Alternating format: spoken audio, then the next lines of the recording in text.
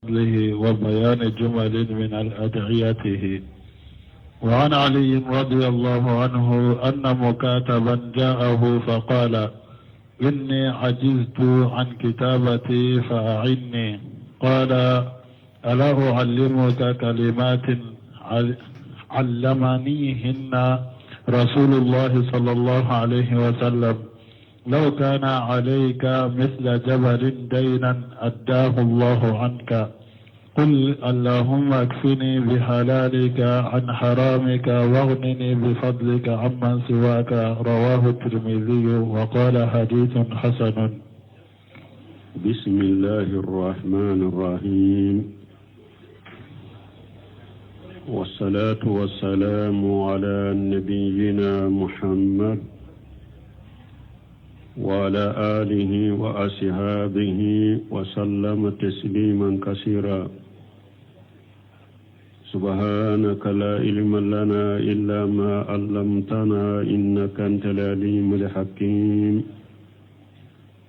أستغفر الله الذي لا إله إلا هو الحي القيوم وأتوب إليه. اللهم انفعنا بما علمتنا وعلمنا ما ينفعنا وزدنا علما. بيه ترتسوي هجريا باكله أني كمناني أني بناني أني ولون فلا سهر زون هجا من هجريا سانكالو تنفلنا بسوني وفلنا ميلاد نصاروكا جاتي بافلا أني مغا أني وورو سانكالو دورنا بسوني تاني كونونتونا be dawda go masjid rajaq wa mbo kono darsu al hafiz an-nawawi aka kitabu kono riyadu salihin bonda minna ko kanya marani duawuye ani fasamanti amin be duawula ani ciden ka duawu do ko banganye ni hadisa min kalana anye darsu temene hadisa munun kalana nanyu goro bali fo antum madu sarahula ni hadisa be ulude kono bi ambata ibnu usaymin rahimahullah akasarahula yamun fo ni hadisa kono ako asarahu هذه جملة أحاديث من الأدعية التي كان النبي صلى الله عليه وسلم يدعو بها. أقول نيا حديثا غربالون دوية كيدن كحديثا ودو كيدن كدعو دو ناتم بدعو كنمونية منها أبي نيا حديثا وكنونين دعو كنو أنه كان صلى الله عليه وسلم يعوذ بالله من منكرات الأخلاق والآمال والأهواء والأدواء كوتشيدن تمبت تنغانيني على كالة تنغا كابو jogolan koloma ani bara jugun ani nindungo ani bana jugun ali adiwiyai ode ali amurad banaw kama fi riwayat ukhra kama benna chogore la chogomi sayyi'at al a'mal wal akhlaq sayyi'at al a'mal hiya al ma'ash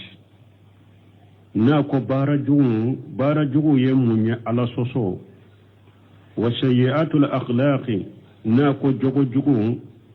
hiya su'ul mu'amalat mal khalqi hada man minni ka bara chogo manya kata damfeuma ino gona hada madaw jenyo nyala yi jogo manyi ibe tonyo ube hada madaw ni damfeun jogo nya chogo mi ko bara nya chogo mi ibu bara nyogonya ni bara nyogonya chejuguye ninde togoye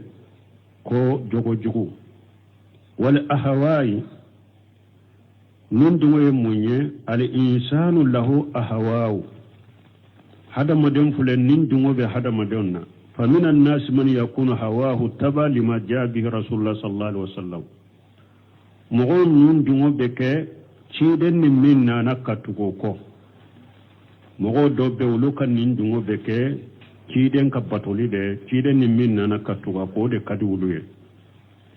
wa minhum man yakunu hawahu taba li nafsihi wa ma tahawahu do fana kan nin dungo beke katugu ayere ko ani anin dungo na yere kunye min bila akoro dora boke o kera fen chugo sugo na nin dungo nya bila kata min na dora betugo de ko wala adiwai fahiya li amrad banaw de do فهذه أيضا مما ينبغي للإنسان أن يستعيذ بالله منها من فلن ينكو يتغني كو من هذا مدين كانك على تنغنين لك كساما من يبنى جهوية فإذا آجه الله من ذلك حصل على الخير كثير ni ala yikishi kabo mabana jugu ude hera chaman de soro ومنها أبد وونون كنو أنه كان صلى الله عليه وسلم يستعيذ من البرص وشيرن تنبت تنغني نبغي يسوا كما بمن كون تسكو فلا بنيونا برشي أنكو على ناي سرو على بيفر كلو دجيا أتاتي جده me ale bana sugu be toki fari kolo de jeya comme ni tasuma ye mogo jani a yoro be jeya cogomi o de bage ni be mogo tige tige du ha kuna nam jazakallahu khaira min al baras fiden tumbe alla tanganyini aka kishi bagima wal junun anifa fa kana dwala ni faya fatoya atumbala delala ka kisoma wali juzami ani kuna ciden timbe ala dele akale kisi kabo kuna ma ni ale yi kayuru ale bi kayuru de tige tige wa shiyal asqami ani bana jugu wa hadhi aida min amrad al badani nunun fana fule nunun ya ewa farikolo banawe minye bagi ani kuna yin fule bulo seminu ka koma wore la ka kitabu dola ako kuna yin soro sababu nyana fili bala wakati mugom woni kelemdo ikelembe nyana fi wakati be ikelempe bulo seminu ko beke sababu ka kuna la semugoma wakati be ikelempe de beke yorola ka nyana fi ako obeke sababu ka kuna ka la semugoma della ko ya ka kitabu dola nonu ne fari ko banawye mu ci den tumbala tangani ni ko ala kale kisi kabo uluma wal aqli ani haklin bana jume fatoya wal yaizu billahi ala kan kisama al jujam huwa maradu no seminu ko kuna ako banade do wal yaizu billahi akwala kan kisama mbala tangani ala kan kisama يصيب الإنسان في أطرافه أحيانا وبهذا مدين سرو أو إيكا كمي بلون كونو أبي سين كونو عليه بهذا مدين سرو دو ديرا وقت دولا فإذا بدا بطرف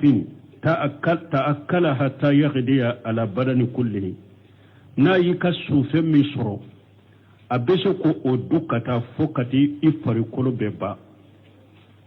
na yi ka sufe kelen soro abese ka adukata fo katifari kolo beba nashallallahu li afiyata akwambi ala delala kallafiya kabuma ولهذا قال العلماء نند كوسو دون كبعوكو إنه لا يجوز أن يخالط الجدماء الناس كو أتبه كنا بمغموننا كو كنا نغمبي مغولا دون كبعوكو كنا بمغموننا كو كان نغمبي مغولا وأنه يجب على ولي الأمر كو أواجر فامك أن يجعله في مكان خاص أكا كنا تو بلا ودمنا يورو وهو ما يعرف عند الناس اليوم بالهجر الشهي أكون نندونن بمغو بلوسي سادة كو ewa kenya tangali puru ni bana min na be contaminer ka yoro nyini o bana sugu be mogo munu na lukata o yoro la ni mogo to kana fara nyogon ka sisa ube ni wale ni ewa okosu wele odela ko alhijri sihi adone ndin ode sisa mogo bolo alhajari sihi adone ndoni ode sisa mogo bolo lianna haja almarda parce que nim bana min fulani nye wala yaizu billah ala kan kisama aljujama min yakunaye min asaddil amradin adwan bana min be kontamine kateme bana benka o yale de ale bana min be kontamine kosobe yasri shayra li hawai ale be akateli ka abetama komi finye beta chogomi de abeta komi finye beta chogomi neshalullah li afiyata ambe ala delala kallafiya donc ninye kuna taye ani ewa bagita hada madenka ala delala kisuma wa shiyal asqami huwa jamu saqami wa huwa al-marad nako shiyal asqami shaqam ofar saqami ofar le nyugon ko de al asqami Allah yine munye bana wa yasmalu haja kull li amradi sayyiati aw nimbe bana sugu beta ni kidon ni tangani ne ala ko ala kale tanga kabo bana jugu mabe bana jugu beta ومنها ما عرف في الوقت الحاضر بالسرطان ابو بنا جولا بنا من دون دو شيسا مو بولو كو كانسر be bana jugula نسال الله لعافيه على دلالة كلافيا فانه من اسوأ الاسقام كانسر بنو جومده بنا جوغدو فمثل هذه الاحاديث نسمن كل حديثا من فله ni hadisan nunu na nyugonau ينبغي للإنسان نحديثنا نغنو ينبغي للإنسان أن يحرص عليها أكاكا هذا مرينك كورتو كتانونما وأن يغتري بالنبي صلى الله عليه وسلم فيها يكتشيد لدك أني حديثولا كحديثا نونون دروسي كتوكا دواو كنوية ومن ذلك أبو حديثو كنو أن النبي صلى الله عليه وسلم كنا بجمالك تنونا كسبك كان يستعيذ بالله من الجوع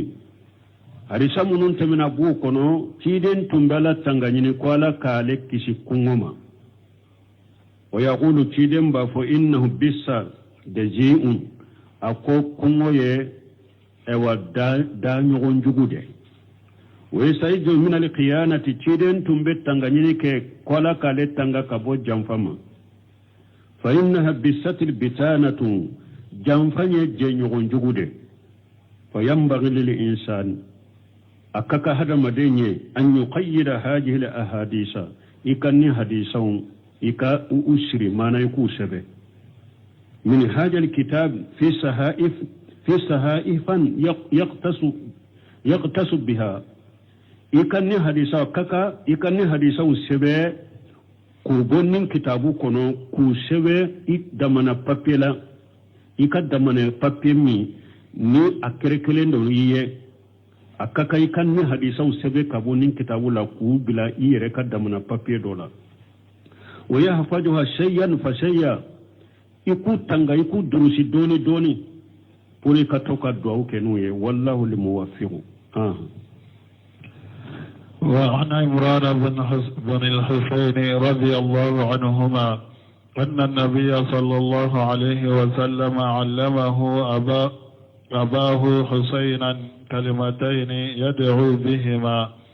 اللهم ألهمني رشدي وعذني من شر نفسي رواه الترمذي وقال حديث حسن وعن أبي الفضل العباس بن عبد المطلب رضي الله عنه قال قلت يا رسول الله علمني شيئا أسأله الله تعالى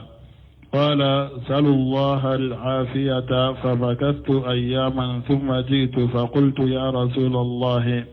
علمني شيئا أسأله الله تعالى قال لي يا عباس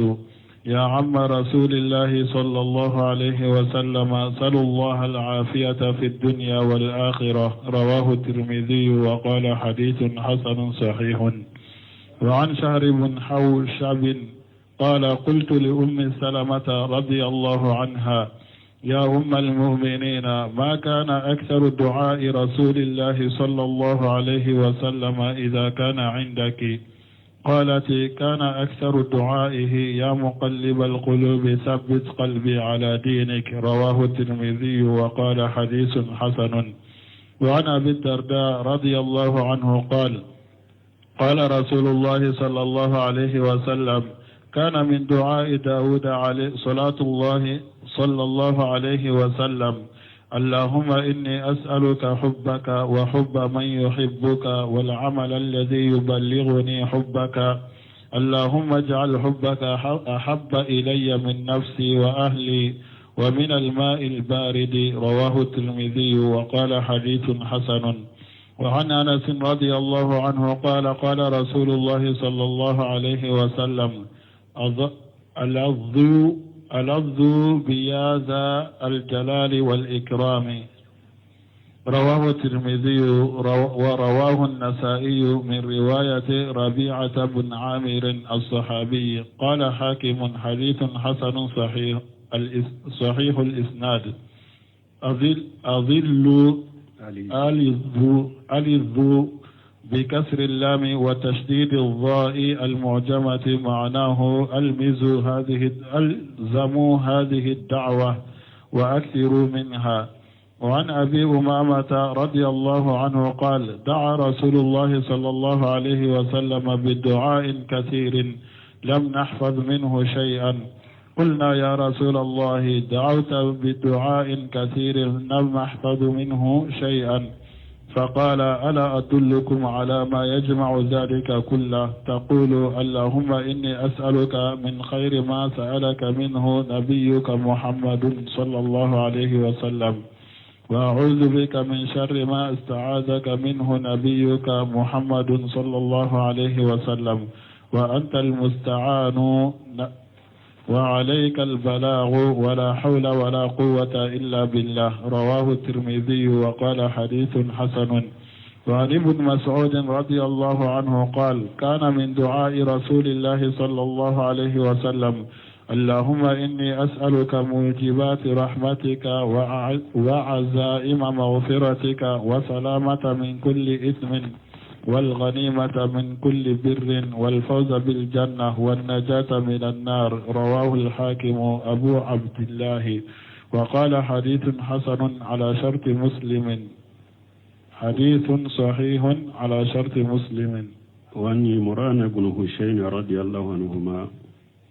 قد سمنا عمران بن حسين مالك جكبو فلابيما أن النبي صلى الله عليه وسلم علم أباه حسين كلمتين يدعو بهما. وشيدني عمران فا حسين كوشيدني الله دنيا كما فلالا نابي دعو كن ويكما فلا جمعي اللهم ألهمني رسولي man ala kimbe sawaba ma kinke mugo kunna de kinke bara nyuma kelay urusul diddu dalala wal qay mana filitana ani ala soso tana ode urusuli ikanke kanda bagaye kinke bara nyuma kelay wa idini min sarri nafsi ikintanga kabonyere kuntoroma ikintanga kabonni nin kuntoroma. رواه الترمذي وقال حديث حسن.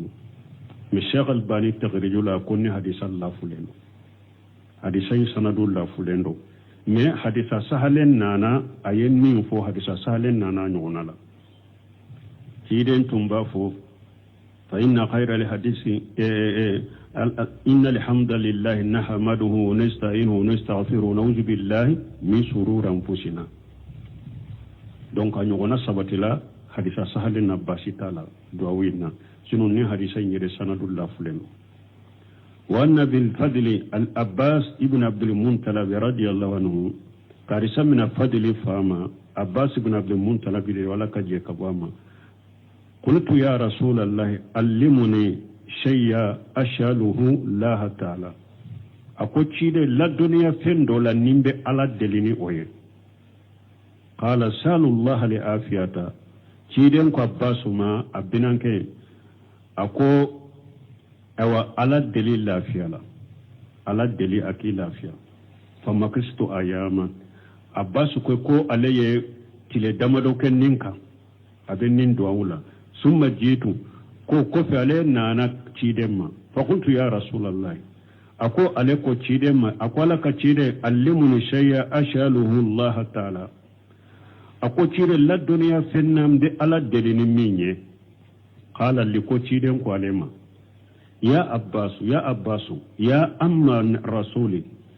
يا تيدم بنانكي يا أما رسول الله يا تيدم بنانكي سالوا الله لآفية في الدنيا والآخرة على الدليل الآفية لا جهة عن الآخرة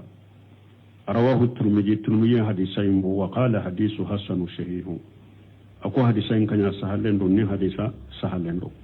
donc hadamaden kiya ala deli ala ki lafiya jiyan ani lagara wani shahr ibn hawsabi qala qultu li ummi salimata radiyallahu anha ako alako ummu salimata malaka je kabama ya ummal mu'minina ako mu'minu ba ummu salimata mu'minu ba do ciden ka fur muso ako mu'minu ba ma kana aksaru du'a rasulillahi sallallahu alaihi wasallam idha kana indaki ciren ka duwawu camanye munye na abe efe don mi ka sokono abe duwawu jumanke ka caya qalatu ummu salimata ko kana aksaru du'aihi ako ciren ka duwawu caman na be alefe ko to ciren ka duwawu caman tunkera ya muqallibal qulubi sabbit qalbi ala dinika dusukun yela ma ya dusukun yela ma baga نبي سكون سبتي كدينك أرواه الترمذي وقال حديث حسن ترمذي أبو أكو حديثين كني والنبي الدرداء رضي الله عنه كارثة من أبو الدرداء ملك جيكب وما قال رسول الله صلى الله عليه وسلم ko alaka cidan ko alaka tanuna kishi baka kana min du'ai Dawuda sallallahu alaihi wasallam ko tumbe alaka nabiyuma Dawuda ka du'aula alaka tanuna kishi baka Allahumma inni as'aluka hubbaka alam bidali e alakanula mbidali ki kanu wa hubba man yuhibbuka mbidali fana ka kinye mugo be e alakanu nka tigi kanu wal amala alladhi yuballighuni hubbaka mbidali fana ika bara kenye bara ninya ke obella sey alaka kanuma mbidali ko bara suku kenye Allahumma ajala hubbaka ahabba ilayya min nafsi ala ika e alaka kanuke node kadinyere kateme nyereka wa ahli ani kateme kademba yaka wa min al-ma'il baridi ani kateme jisumanka ike alaka kanu ikode kanu kana nema kateme nyereka kateme kademba yaka kateme jisumanka arawahu Tirmidhi wa qala hadithu hasan Tirmidhi aboko hadisan kani ne hadisa fana sanadul la fuleno ne hadisa fana shaghban ka tagriji ko ne hadisa sanadul la fuleno me duawin fana duawin kani hadisa sahale wore wona na duawunu no nyogona la ko duawin kani hadisa nyire sanadul la fuleno me hadisa wore wona na yo munum benin duawin nyogona ko basitala وأن أنس رضي الله عنه قد سمنا أنس ملك جيكبواما قال رسول الله صلى الله عليه وسلم أليزو بيا ذا الجلال والإكرام أيتك فوق مانا يا ذا الجلال والإكرام أيا فوق أشايا أليجو كريودي يا ذا الجلال والإكرام أيو فوق أشايا رواه الترمذي ورواه النسائي من رواية الربيعة ابن عامر صحابي قال لحاكم حديث صحيح الإسناد اليزو بكسر اللام وتشديد الجاء المؤجمة معناه الجم هذه الدعوة واكسروا منها أين دوافو أكاتشايا لا ينودي أين دوافو أكاتشايا والنبي أمامة رضي الله عنه قال سمنا أبو أمامة ملك جكواما قال دا رسول الله صلى الله عليه وسلم بالدعاء كثير كثيرني دعاء كني دعاء چامني لم نحفظ منه شيئا أو مفوي دروشي قلولا قلنا يا رسول الله دعوت بالدعاء كثير لم نحفظ منه شيئا أقول لك تيدما أي دعوة تاما فوق أو ما أولدوش فقال تيدنكم ألا أدلكم على ما يجمع ذلك كله أقول يا لنك كندك تدعو دوما نايو فو نيدعو فابو بفر نيكونك أويه تقول أكافو اللهم إني أشالك تقول أكافو اللهم أنتج على إني أشالك من خير ما شالك منه نبيك محمد صلى الله عليه وسلم على النبي الدلي إن كان نبي محمد يدلي هيرا لا أوام فنبي الدلي أولا وأعوذ بك من شر ما ذاك منه نبيك محمد صلى الله عليه وسلم أو ميتانغاني كابو كوجوغو ni kan nabi nyuma muhammadu yi tanganyini kabo ola mfana bi tanganyini kabo ko jugula wa antal musta'an e ala de yedde melikelay wa alikal balagh e ala de be hada madel lashe akashe yorola wala haula yelemate jonye la magate jonye wala quwwata fangate damfena jonna illa billahi funi ala de nimbekiye arawahu tirmidhi wa qala hadithu hasan ni hadisa fana ko sanadullah fulendo ko hadisa sahale wore ube munum bankariya kabwama ni hadisa nyida sanadullah fulendo wani ibn mas'ud radiyallahu anhu kari samin abdullah ibn mas'ud alaka je kabwama qala kana min du'ai rasulillah sallallahu alaihi wasallam kwa tumbe ciden ka du'aula alaka tanuna kashibaka allahumma inni as'aluka mujibati rahmatika ko alam bidali ko be sababu ki e alaka nema wajibi anne iko kenya wa ajaima maghfiratika alam bidali ko be ke sababu ninne be alaka junubu ya fasoro iko kenya wa salamata min kulli ismi nditanganyini ikin kisi kabo junubu bema wal qanimata min kulli birri nditanganyini ika ewa hera dima bato bela wal fawja al qanima hera suruli wal qanimata min kulli birr wal qanimata min kulli birr ameka hera kenye bato bela mana bato qanima yede ko namba fo qanima na yekele ka ben na fulo min chaw mana korodo hera mana mbe bato munun kai ika hera kenyen ka bato wula wal fawja bil jannati ikan kis ewa wal fawja bil jannati ewa minye ikan ewa ni yoro kodo ari janna la ikan ni yoro soro ni ari janna wa najati minan nari kin kisi janna ba tasmama arwahu li hakim abu abdullah wa qala hadithu sahih wala sahih muslim tagrijo kono na ya la jinni hadisa fana sanadullah fuleno ni hadisa fana asanadullah fuleno uko hadisa sahale wore ube munum bankariya kabuma ni mo min tara bahjatu najirina riyadu sarahu do cheikh albani ka kalande do da ben nun tagrijo ke ni hadisa nunu anyu la fa ba fu sanadullah fuleno hadisa sahale wore ube munum bankariya kabuma asrahu hadhihi ahadith fi bayani fadli du'a ni hadisan unana du'a fa samantala alladhi kana an-nabi sallallahu alaihi wasallam yad'u bihi du'a mun ni ciden tumbe du'a ke nuye wa ya'muru bihi nabi mu gonyamra nuye fana fa min habu du'a kono hadisi imran bin husayn ka hadisa anna an-nabi sallallahu alaihi wasallam kana yaqulu kunna bi malaka taruna kisibaka tumbafo allahumma alihimuni rusuli وإجني من شر نفسي وفي رواية وقيني شر نفسي ولهم رسلي يعني أجلني موفق لرسلي معنى إكمبي سيما كمبي كنا ديا كوكني رسل ضد القي رسل يري قي تنادر قي يموني ولقي هو المعاشي قي يموني على سوسو تنا ودي رسل يري ni bahjati nazirina taliba fo rusulu diddu dalalun wal qayb filibantiya tana ani ala soso tana ولي توغي كو رسلو وشر والفساد أني ايوا كجو أني تشنالي معنى القي والقي هو المعاش وشر والفساد قي مونيه وطنا ديه رسوليه قي مونيه على سوسو كجو تشنالي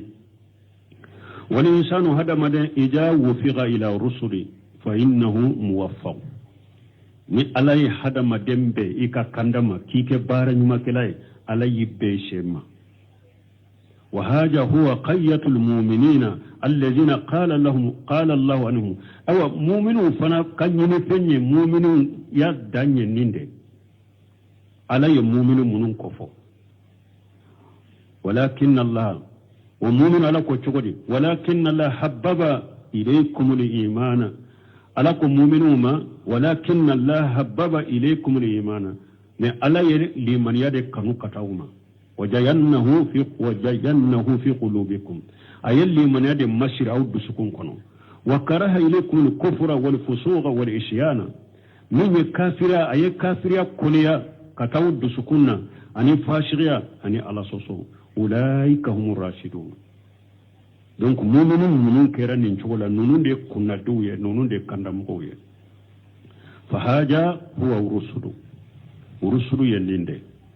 ومن ذلك أيضا أبنين دعوة تغني أن النبي صلى الله عليه وسلم سأله الأباس عن شيء يدعو الله به أباس يتشيدن ينك فين دولا النابي على الدلناء فقال قل اللهم إني أشالك لآفية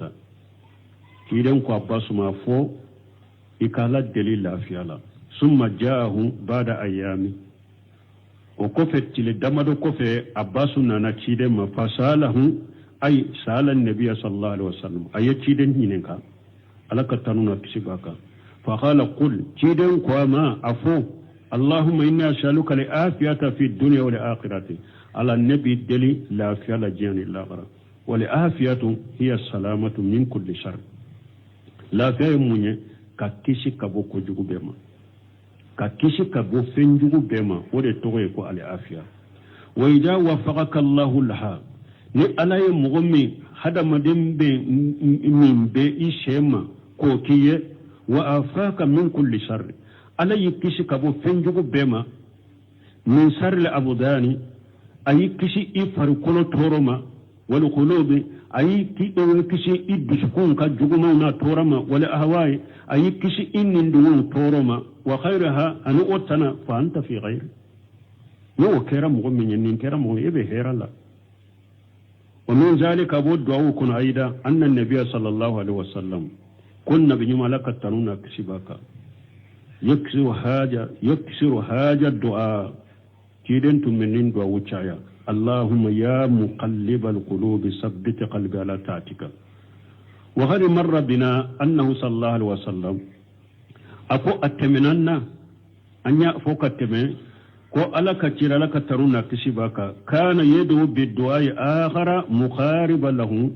ciden tumbe do woreke min nin kaso ciden tumbe do woreke min nin kaso wa huwa yadu jumai allahumma ya musarrif alqulub sarrif qulubana ala tatika ayanti ala disukun wele mabaga am bisukun yelema kabila ikabatoka faida jamaita bainahuma ibn Shaymi rahimahullah kunniye nin kuma nunu hadisan na chogo fula min fula nenye akunniye nunu fula faranyugonka wa qulta niko allahumma ya muqallibal qulubi sabbit qalbi ala tatika allahumma ya musarrifal qulubi sarrif qalbi ala tatika kana haja ghaira akonni yen nunu faranyogon ka kadwa nunu fulabbe faranyogon ka kofo ko obeke herai ومن ذلك أبو دعوه كنو أيضا هذا الدعاء الذي أسر عن داود عليه الصلاة والسلام نين دعاء مي نويا تك أبو داود بلو اللهم إني أسألك حبك ألم بدلي إكنولا وحب من يحبك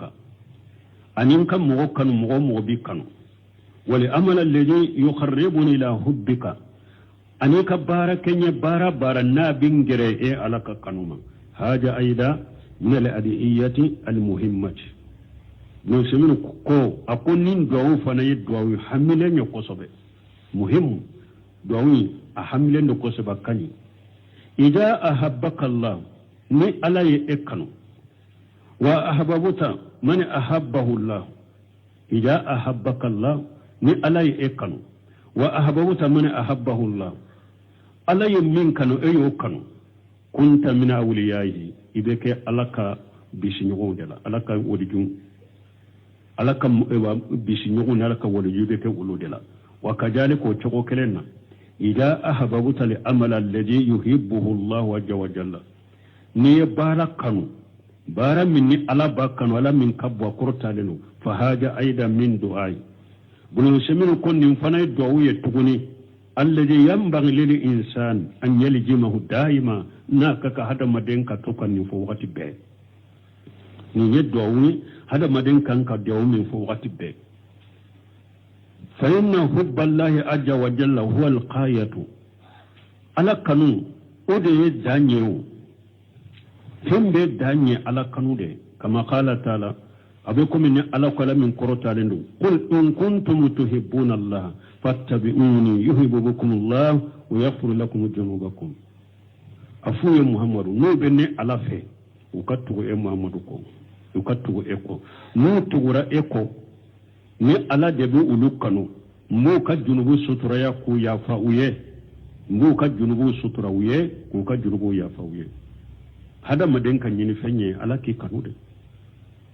wannan zalika ida go do ko tuguni اللهم إني أسألك لأزيمة على رسل وسلامة من كل اسم والقنيمة من كل بر والفوز بالجنة والنجاة من النار إلى خير ذلك من الأحاديث كتنوننا نغنون حديث أولا التي ذكرها المؤلف حديث من ولا بغى يوفو وغير سبق لنا أن ذكرنا أنه يفضل أكو علي فوقتمي كو أكوسا كني أن تكتب هذه الأحاديث وتقرأ كو علي فوقتمي كو أكني هذا مدينك ني حديثه شبه يكو كرا يكو شبه كو كلا لأن حفظها في هذا الدرس قد يكون صعب على الإنسان أكو بس على باكي كدرس من ديت كحديثه درس من ديت هذا موكا حديثا نون دروس درس نوفتي أكو كجله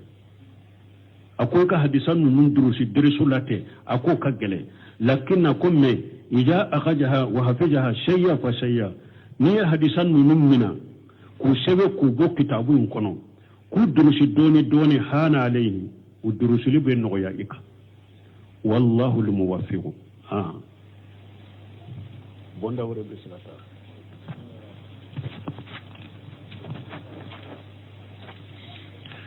باب فضل الدعاء بظهر الغيب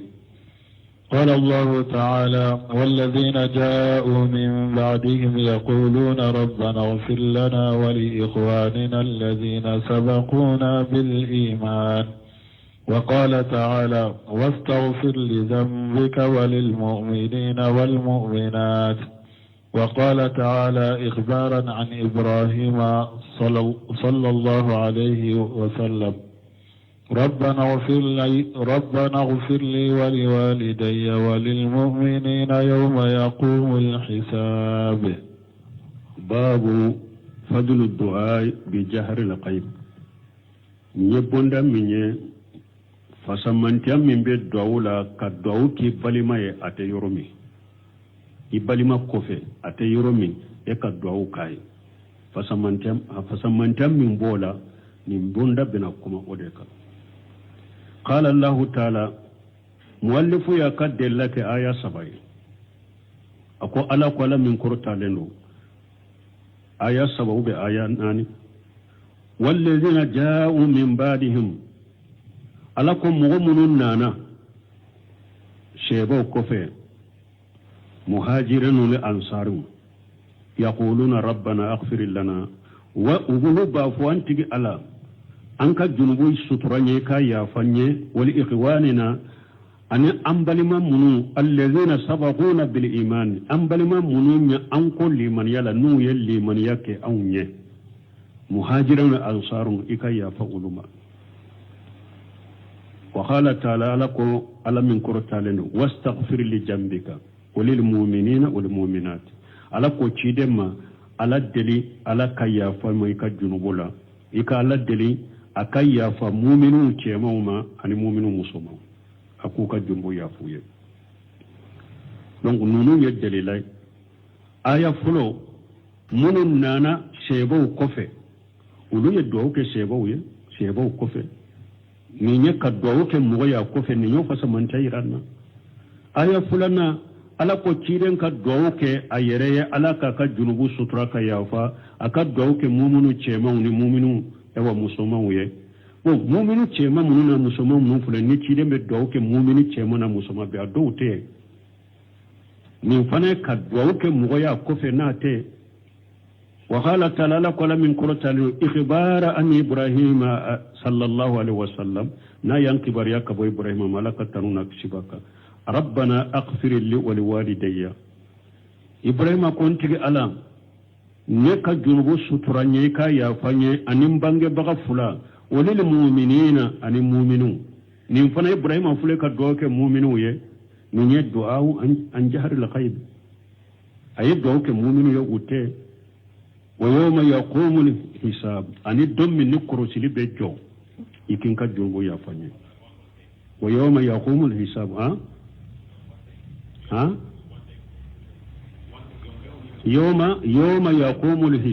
يوم يقوم الحساب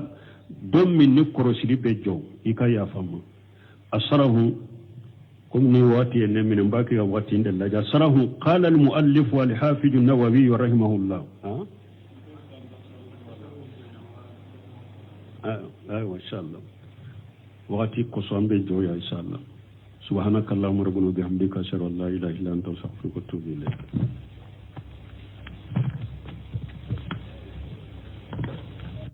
الشيطان الرجيم بسم الله الرحمن الرحيم كتاب رياض الصالحين باب الأمر بالدعاء وفضله وبيان جمل من أدعيته وعن علي رضي الله عنه أن مكاتبا جاءه فقال إني عجزت عن كتابتي فأعني قال ألا أعلمك كلمات علمنيهن رسول الله صلى الله عليه وسلم لو كان عليك مثل جبل دينا أداه الله عنك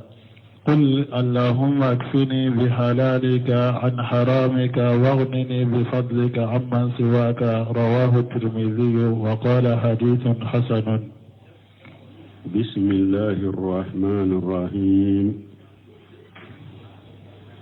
والصلاة والسلام على نبينا محمد وعلى آله وأصحابه وسلم تسليما كثيرا سبحانك لا علم لنا إلا ما علمتنا إنك أنت العليم الحكيم أستغفر الله الذي لا إله إلا هو الحي القيوم وأتوب إليه اللهم انفعنا بما علمتنا وعلمنا ما ينفعنا وزدنا علما بيه ترى تسوي هجريا باكل